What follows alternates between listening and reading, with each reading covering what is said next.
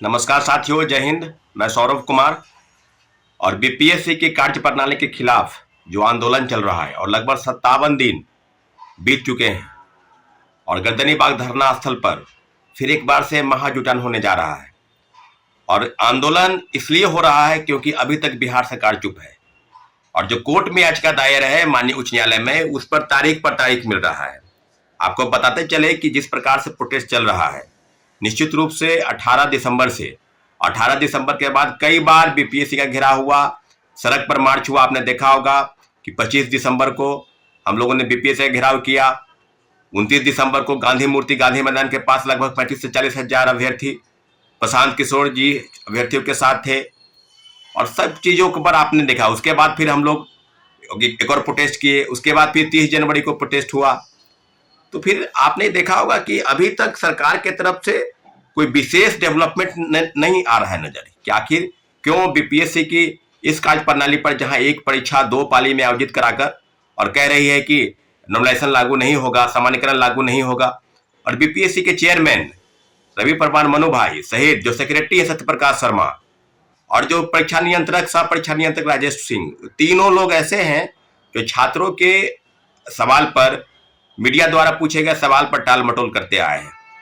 तो पूरी तरीके से व्यवस्था ऐसे बनी और इस पर लगातार सरकार के तरफ से जो प्रवक्ता हैं या जो नेता हैं एनडीए के, चाहे वो भारतीय जनता पार्टी के नेता प्रवक्ता हो या जनता दल यू के नेता प्रवक्ता हो, सब लोगों का कहना है कि राजनीति का शिकार हो गया, राजनीतिक दलों की घुसपैठ हो गई है, उन्हीं के द्वारा संचालित हो रहा है।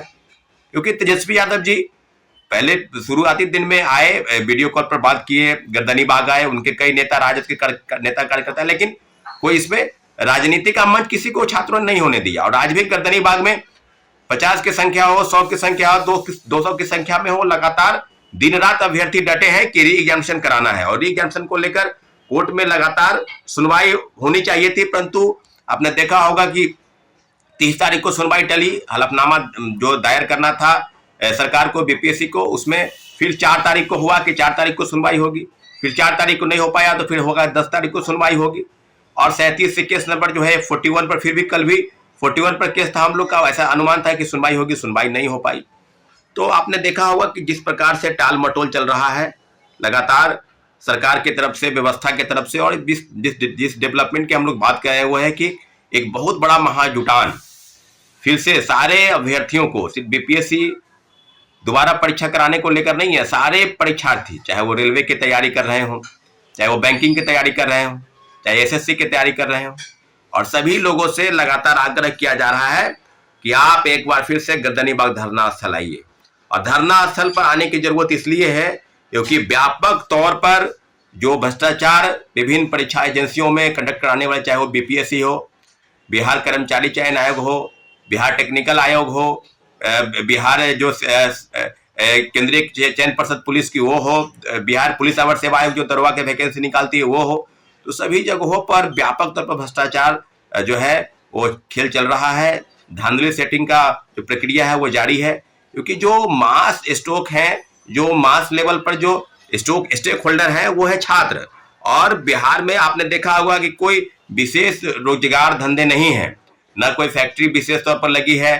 तो जो पैसे के उगाही है वो कोचिंग इंस्टीट्यूट, कोचिंग माफिया, शिक्षा माफिया, पेपर लीक कराकर इस प्रकार से, क्योंकि चुनाव में बहुत बड़े पैमाने पर पैसे की जरूरत होती है, तो कुल मिलाकर जो पैसे हैं वो यही इन्हीं सब चीजों से धन उगाही की जाती है ताकि व्यापक रूप से उसमें खर्च किया जा सके। और पूरी तरीके से अभी भी कई परीक्षाओं के पेपर लीक हुए, सरगनाओं की गिरफ्तारी नहीं हुई। और कई आपने देखा होगा कि इसके पहले बीपीएससी के रंजीत रजक जो डीएसपी बना, सिपाही से डीएसपी बना, उसके खिलाफ में चार्जशीट दाखिल करने में आर्टिकल अपराध इकाई कोर्ट में दाखिल नहीं कर पाई। तो आप समझ सकते हैं कि कितने लोग हैं। संजीव मुखिया की अभी तक गिरफ्तारी नहीं हुई किंग की, तो संजीव मुखिया का भी, कई मुखिया है, कई परीक्षाओं में धांधली सेटिंग करने वाले लोग हैं यहाँ पर। और जिस प्रकार से लाठीचार्ज हो रहा है इस प्रदेश में, जहां लोकतंत्र की बात की जा रही है कि लोकतंत्र है, सुशासन की सरकार है, लगातार मुख्यमंत्री जी प्रगति यात्रा पर विभिन्न जिलों के दौरे कर रहे हैं, तो फिर युवाओं को आप नाराज करके प्रगति नहीं कर सकते हैं। इसलिए आप जान लीजिए कि जो चीजें हो रही है, और तेजस्वी यादव से अभी आग्रह किया जा रहा है छात्र अभ्यर्थियों का कि आप आए थे ठीक है, लेकिन अब आपको आने की जरूरत नहीं है गर्दनी बाग। क्योंकि आप अभ्यर्थी समझ गए हैं कि आप क्या करना चाहते हैं। बात करते हैं बिहारी फर्स्ट की बात करने वाले चिराग पासवान कभी गर्दनी बाग नहीं आए, बस मीडिया में सिर्फ बाइट देते रहे। आपसे अभ्यर्थी मिलने गए थे कि आप बात करें, मुख्यमंत्री जी से बात करें, आप कैबिनेट मंत्री हैं, लेकिन आप स्विट्जरलैंड की यात्रा कर रहे हैं। तो आप समझ लीजिए कि किस प्रकार से व्यवस्था बनी है।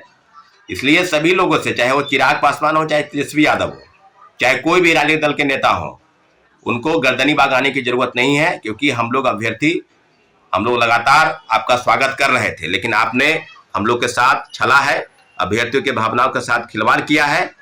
बीपीएससी दोबारा परीक्षा हो, इसके लिए कोई विशेष पहल आपने नहीं की है, सिर्फ आपने गर्दनी बाग आकर फोटो चमकाया है, मीडिया में बयान दिया है, इसके अलावा आपने कुछ किया नहीं है।